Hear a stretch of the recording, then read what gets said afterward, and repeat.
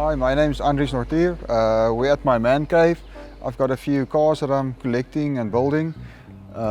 Behind me is my Suzuki Samurai that's got a 1820 valve turbo Audi motor in, Nissan Patrol Y61 axles, and it's also going to get a Nissan Patrol gearbox. Next to it is a standard Suzuki to compare the two together. Then in my living room there's three cars. There's a Datsun 1200 pickup, small mini pickup. And then I've got a 1964 Mark I Cortina station wagon that I bought from my grandfather's brother. And there's also a Mark II two-door Ford Escort. And I think that's what a living room is supposed to look like. I'm also a bit of a car hoarder. I've got a few platkarren. This is for investments, and I'm gonna waste my money on cars anyway, so I might as well save my money in cars. This is one of the few standard cars on my plot. This is a Mark I Mini. This one is a Mini with a bit of a difference. It has a Toyota 1600 20 valve motor in with the 5-speed Toyota gearbox with limited slip, roll cage, hydraulic handbrake. So it's also a nice sleeper for robot to robot or for gymkhanas and to play around with. This is my my Beetle. This was a long story. When I was still a snot-nosed, my late best friend's neighbor was building this car.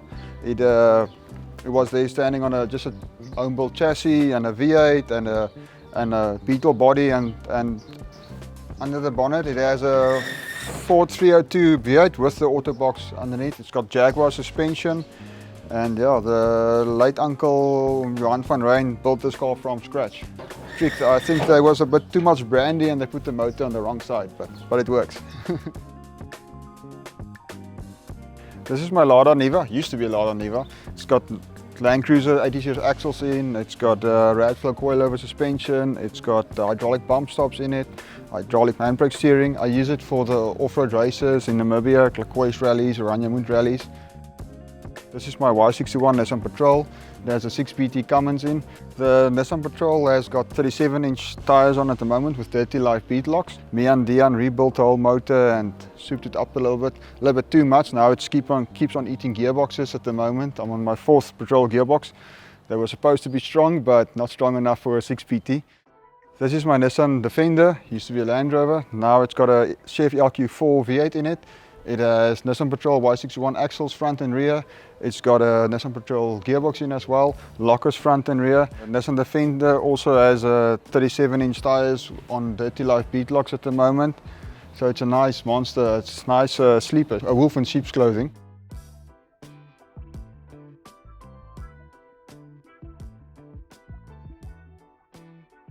King of Hammers is a bucket list item for me. I always loved exploring, I loved looking for the roughest trails that we can find, and as we find rougher trails we build the car more capable. Then you're looking for rougher trails, and then we're building the car more capable, and then we're looking for rougher trails, and it's just escalating, and I think the King of Hammers is just one of the bucket list trails.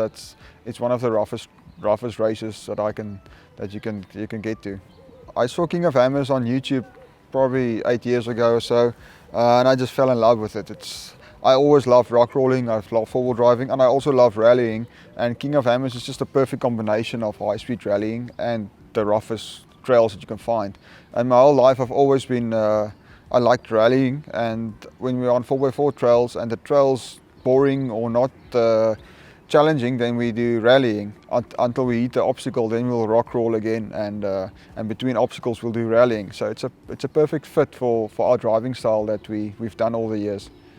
King of Hammers originated, I think there was the original 13 guys that just showed up. They wanted to do the rock roll trails in the Hammers in California, in the Californian desert.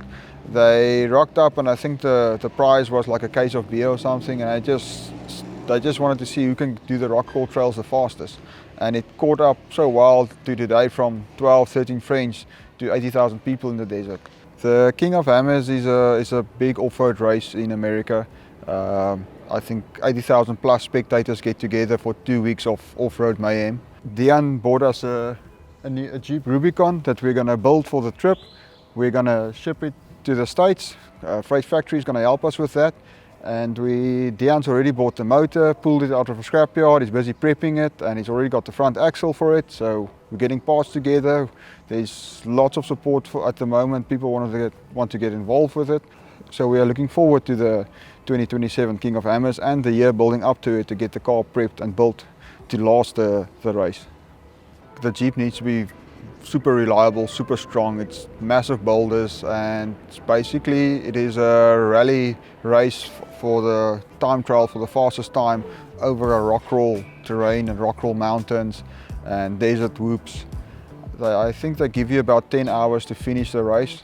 The car needs to hold up boulder bashing for 10 hours at the fastest time that you can go around with it.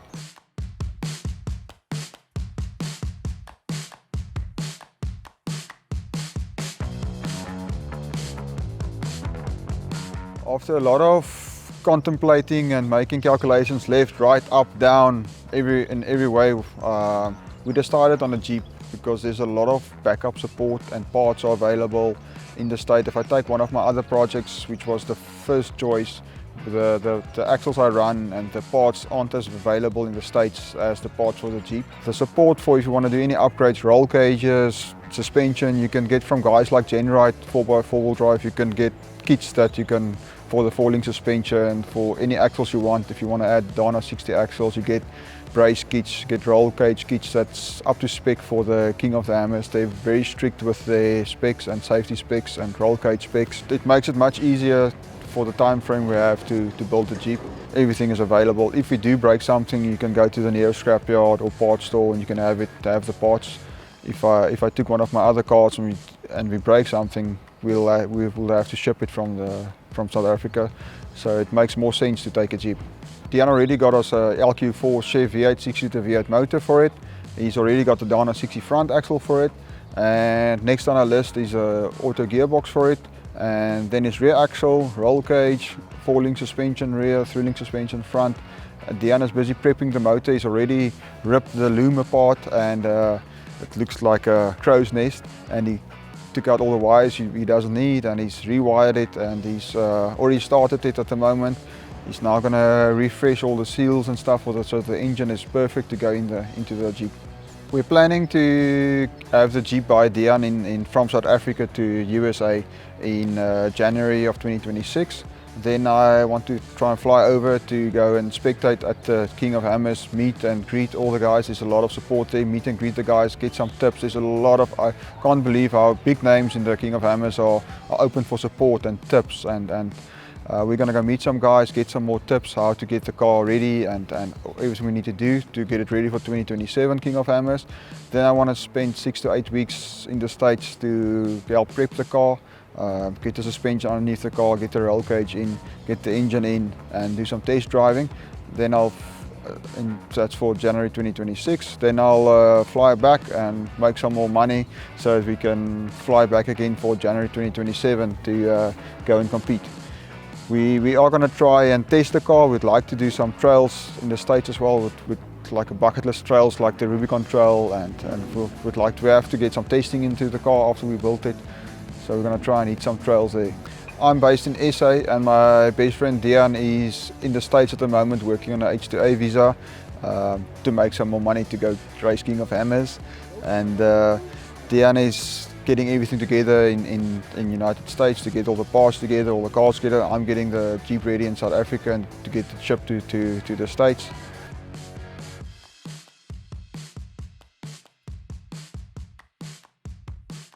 So we just got done checking ourselves in, paying $2 each to be able to walk around in the junkyard. So gave us a little ticket of where the cars exactly that we're looking for. Say it's 11 rows down that way. I didn't even start counting yet.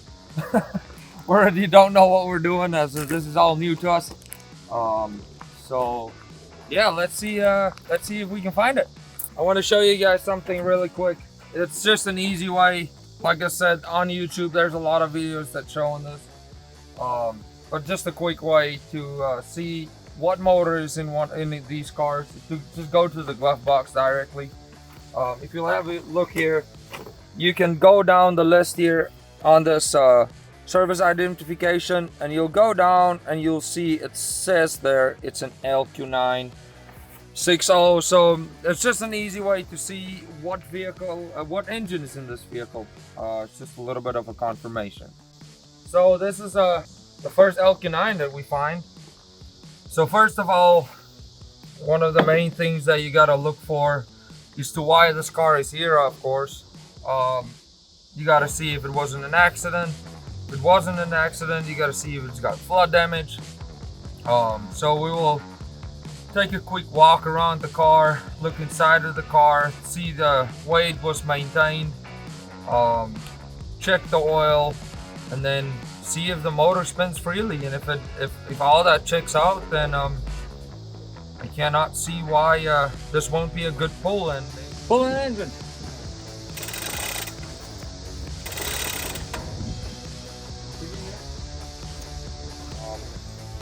The arms is wrecked and full of cuts, but you know what? It's part of the fun. It's what we do. We'll give you an update once the engine is out completely.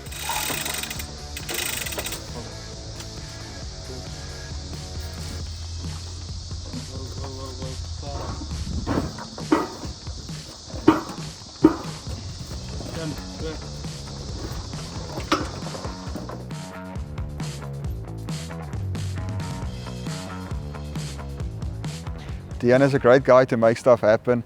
Whatever your dreams are, if you want to do something and we align, it's going to happen. He's a great guy to get engines together, roll cages. He's got a lot of experience with welding. He's welded FIA spec roll cages for the Dakar Rally guys. So he's got a lot of experience of making stuff happen, and he makes stuff happen fast. He rebuilt the Cummins 6PT Cummins motor into Patrol. Redid everything new, sleeves, new pistons, dressed it up nicely, bigger turbo. We're gonna keep you guys updated on what we're doing. Diaan getting everything together in States, me getting everything together in SA. Diaan is in America getting everything together on that side. I'm gonna be getting stuff together in the South African side, and follow us on our journey from SA to USA. And we need you to get us into USA.